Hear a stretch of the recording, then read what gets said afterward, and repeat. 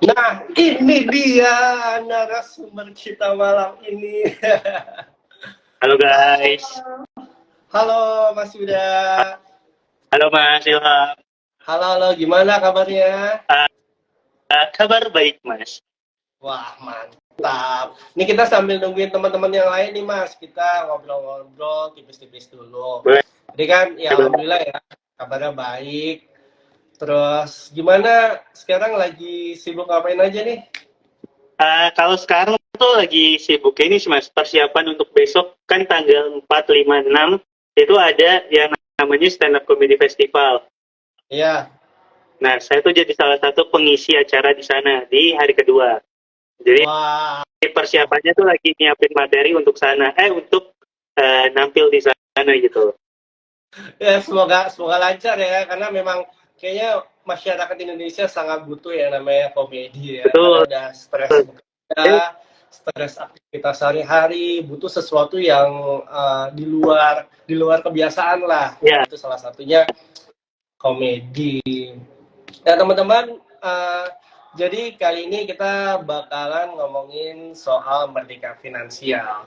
Nah, jadi cerita sedikit nih, pada tahun 2020 kan saya tahu kalau Mas Yuda sendiri kan seorang stand up komedian. Nah, kerjaannya juga berkomedi gitu kan teman-teman juga di sini mungkin ada yang tahu nih stand up komedian itu apa sih gitu. Jadi seseorang yang berkomedi di atas panggung sendirian gitu. Nah, tiba-tiba ada beberapa postingan yang muncul nih.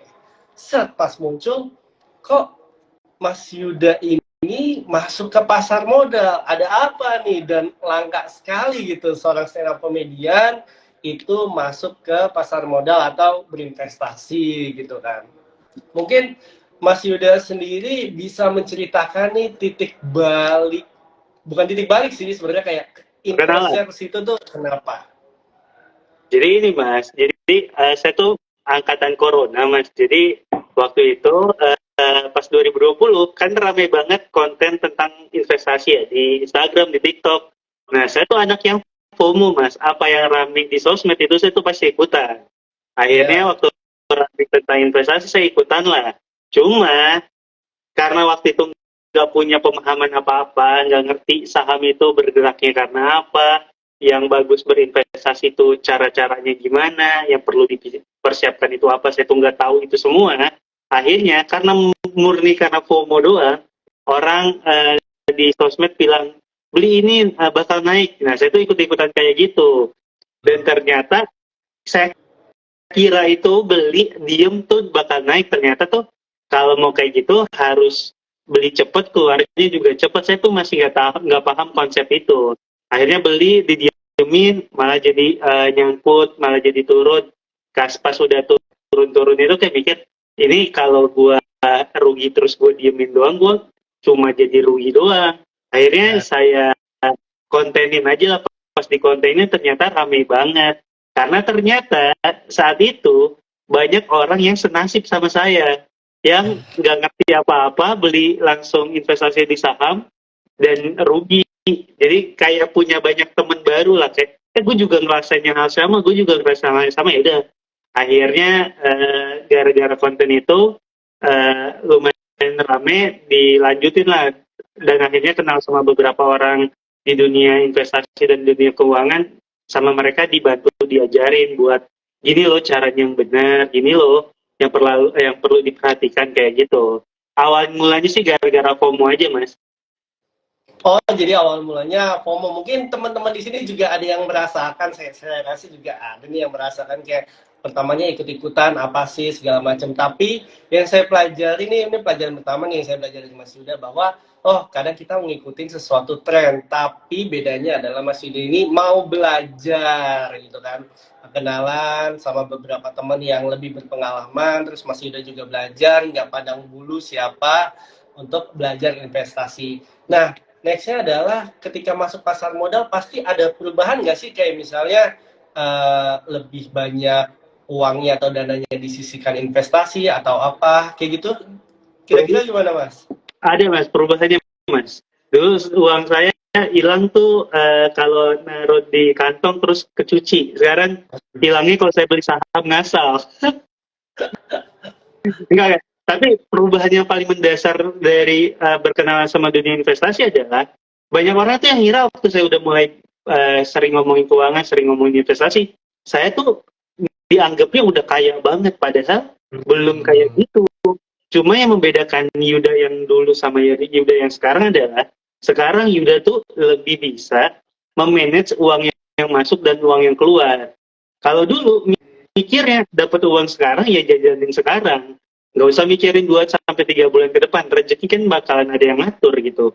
Ternyata rezeki emang udah ada yang ngatur, tapi kalau kita nggak bisa ngatur rezeki kita, ya ancur-ancur juga, berantakan-berantakan juga gitu. Yang paling membedakan adalah itu sih. Uangnya mungkin belum banyak berbeda jauh sama yang sebelum-sebelumnya, cuma karena bisa memanage dengan baik, jadi terlihatnya lebih banyak aja.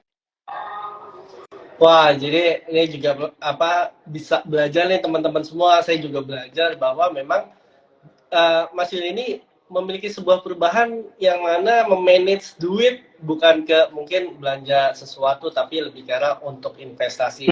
Kalau misalnya saya tangkap mungkin konsepnya seperti frugal living ya Mas ya. Nah, frugal living kan lagi rame banget ya belakangan.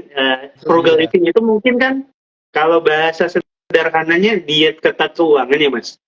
Iya.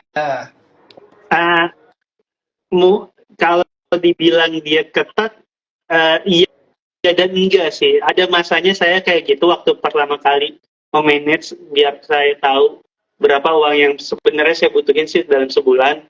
Emang tuh ada masanya tuh saya frugal living lah bisa dianggap, karena benar-benar cuma pengen tahu berapa kos hidupnya aja di luar kos yang lain-lain. Cuma ya sekarang sih emang udah gak seketat sebelumnya, tapi bilangnya sih berhemat dengan lebih baik sih gitu. Kalau boleh tahu arti frugal living ala Yuda Keling ini seperti apa? Yang saya tangkap dari banyak baca ya, nggak banyak-banyak banget sih, cuma sekilas saja. Jadi frugal living tuh hidup dengan biaya seminimal mungkin. Jadi hidup cuma menghitung biaya hidup tanpa biaya lifestyle yang berlebihan, dan nggak membeli sesuatu yang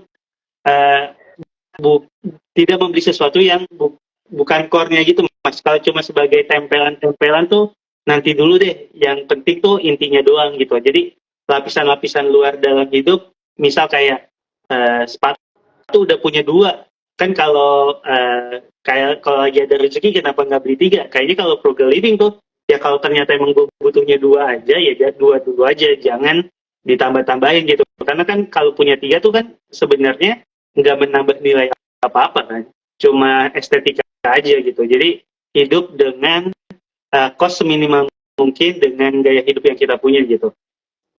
Oh, jadi memang kalau menurut frugal living menurut Mas Yuda itu adalah ketika kita memiliki misalnya duit sekian 1 juta atau 2 juta, kitanya punya segitu. Ya udah, sebagaimana caranya kita hidup dengan dana segitu ya. Jadi kayak misalnya ada sesuatu yang kita inginkan, nggak kayak wah lucu nih terus beli beli yang berlebihan kayak gitu. Iya, gitu.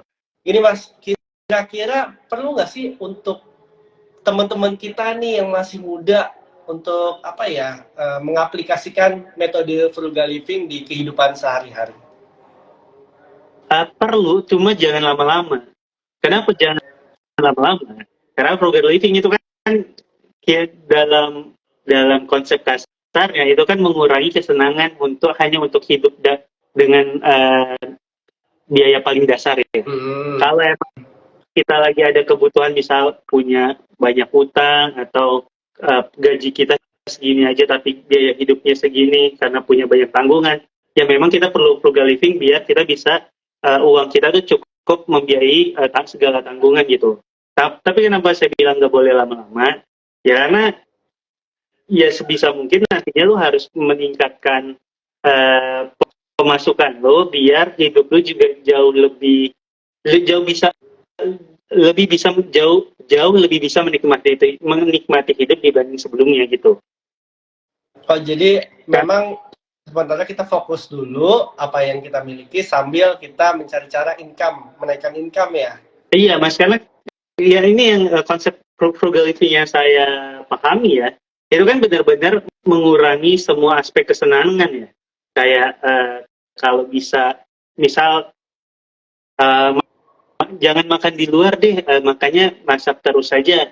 Ya memang kayak gitu baik gitu. Cuma kan namanya kita hidup kan kita perlu bersosialisasi, perlu makan di luar untuk misal menjalin relasi dan lain sebagainya gitu. Jadi kalau emang mungkin ya dalam waktu 3 bulanan aja nggak apa-apa. Tapi setelah itunya kita harus punya pemasukan tambahan biar kita juga jauh lebih bisa menikmati hidup dibanding sebelumnya gitu Mas. Mantap banget tipsnya dari Kalau Mas Yuda. menurut Mas Nah, gimana tuh Mas kalau kayak gitu? Benar nggak konsep frugal kalau living atau emang harus seumur hidup atau emang kalau saya kan kayak di waktu-waktu dibutuhkan aja gitu. hmm, kalau saya pribadi untuk frugal living yang pertama sih kita harus tahu kemana kebutuhan, mana keinginan dan merasa cukup serta banyak-banyak bersyukur. Cuman yang jadi PR adalah ketika kita nggak tahu nih, kita udah belanja ini, belanja itu, tiba-tiba duit hilang. Nah, seringkali kita Oke. lupa nih untuk tracking lah, kasarnya untuk tracking pengeluaran kita sebagaimana apa berapa banyak. Nah, kalau biasanya saya sehari-hari atau per bulan misalnya habis dapat pemasukan, saya di awal sisihkan misalnya untuk bayar misalnya ada utang, bayar utang dulu, kartu kredit sebagai macamnya, terus KPR dan lain-lain. Semua kalau udah nominalnya fix, baru untuk makan. Makan kan termasuk variabel ya. Ibaratnya makan steak bisa, tapi makan telur di rumah juga bisa, sama-sama kenyang. Ya. Gitu. Kita tinggal apa namanya, tinggal memilih. Tapi tadi saya ambil pelajaran bahwa Mas Yuda bilang ya sometimes kita harus misalnya makan enak segala macam. Ya itu benar banget teman-teman. Saya juga belajar bahwa memang bisa aja kita makan steak, tapi misalnya sama klien atau sama apa, Ya. jadi lebih produktif gitu. Jadi opsional Ya, aja, jangan dibuat ya 30 hari lu makan steak terus. ya, Lu lu lu punya ya, daging ini, punya apa namanya? Punya restoran steak, jangan setiap hari juga kali gitu ya. iya, Sama tadi saya tuh menarik banget tuh Mas soal Mas Ilham bilang perlu tracking ya. Karena yang saya baru sadarin belakangan ini Mas, kadang tuh kita boros bukan karena kita pengen boros Mas, tapi gara-gara kita lupa udah jajan berapa banyak. itu Iya, dia. jadi kayak, ayo gue hari ini jajan, besoknya jajan, hari ini jajan, besoknya jajan. Terus kayak kemarin gue udah jajan berapa banyak ya? Dulu pas dihitung, tuh ternyata jajannya udah segini. Itu gara-gara kita udah lupa jajannya berapa, kita lupa di ATM-nya ada berapa gitu. Jadi kalau tadi omongannya soal tracking itu bagus banget. Karena yang bikin kita boros tuh karena kita udah lupa jajannya berapa. Jadi kalau bisa men-tracking itu kalau nggak per bulan, misal per minggu, jauh lebih bagus lagi gitu. Iya sih, setuju sih Mas. Nah ini masuk nih ke keresahan dan pertanyaan saya juga, penasaran dong tentang Mas Yuda Keling. Ini kan ala Yuda Keling. Nah, ketika masuk ke pasar modal, masuk ke investasi, nah Mas Yuda sendiri bagaimana cara mengelola anggaran secara efektif dengan pendekatan frugal living itu sendiri? Cara saya mengelola pemasukan ya, sejujurnya kalau soal berinvestasinya tuh waktu itu sempat salah. Dulu belum tahu ada harus nyiapin dana darurat dan lain-lain, langsung berinvestasi aja. Sekarang pas udah lebih paham, ternyata emang perlu dana darurat dulu sekarang. Jadi buat teman-teman yang mungkin di sini belum berinvestasi, bisa caranya ya kalau emang udah punya uang lebihnya gitu, 50% buat dana darurat, 50% lagi buat investasi gitu. Kalau emang nggak mau nunggu dana daruratnya sampai terkumpul dulu. Nah, kalau setelah saya udah paham itu, yang sekarang saya lakuin adalah, Mas, jadi saya tuh pernah di tahun 2021, saya tuh pencatat pengeluaran saya setiap harinya, Mas. Benar-benar setiap harinya. Hari ini makan apa, hari ini makan apa, di mana, biaya yang berapa, sampai biaya parkir aja saya tulis tuh, Mas. Itu saya lakuin itu waktu itu selama 3 bulan, biar saya tahu berapa uang yang saya rutin keluarin setiap bulannya gitu. Jadi misal di akhir bulan saya tahu, oh ternyata gue satu bulan tuh keluarnya tuh di angka 4 juta ya. Di bulan kedua lakuin lagi, ternyata di angka 3,8, bulan ketiga lakuin lagi jadi 4,5 misal. Nah setelah waktu itu ngelakuin 3 bulan, di bulan keempatnya udah mulai nggak ngelakuin pencatatan lagi mas, tapi emang dari awal udah dibuat budgeting. Oke, gue satu bulan ini, 3 bulan kemarin pengeluarannya segini-segini. Ya udah, gue ambil aja biaya rata-ratanya berapa. Ternyata biaya rata-ratanya 3,7. Ya udah, berarti satu bulan jajannya maksimal 3,7. Apapun kondisinya, cuma boleh 3,7. Karena ini biaya yang ternyata emang segini aja cukup kok, nggak perlu dinaik-naikin lagi gitu. Dan ini yang membantu saya sebagai seorang freelancer yang pemasukannya tidak pasti ini mas, bisa hidup lumayan tenang walaupun ada invoice-invoice yang belum cair misalkan, karena kalau gue pemasukannya pengeluaran per bulannya itu 3,7 juta, berarti seenggaknya di ATM gue tuh nggak boleh kurang dari 7,4 misal, biar kalau ada pembayarannya belum cair selama 2 bulan, gue tetap bisa hidup dengan nyaman dengan gaya hidup yang gue punya, nggak kebingungan lah gitu mas.